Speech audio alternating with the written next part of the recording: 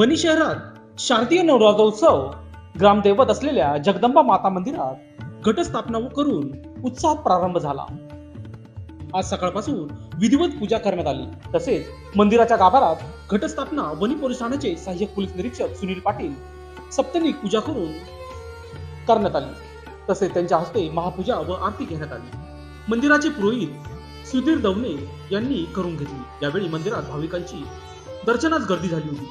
घटस्थापनेच्या पूर्वसंध्येला पहिल्या माळेला मान मराठा समाजाचा आहे, यासाठी देवीच्या महावस्त्र साज शृंगाराची संवाद्य मिरवणूक काढण्यात आली होती। यावेळी शेकडो महिलांनी पुरुषांनी भगवे फेटे परिधान केले होते। नवरात्रोत्सव काळात दररोज सकाळी 7 वाजता पंचामृत महापूजा, सकाळी 9 वाजता आरती, सायंकाळी 6 वाजता देवीची संवाद्य पालखी, 7 वाजता महाआरती असे नियोजन आहे।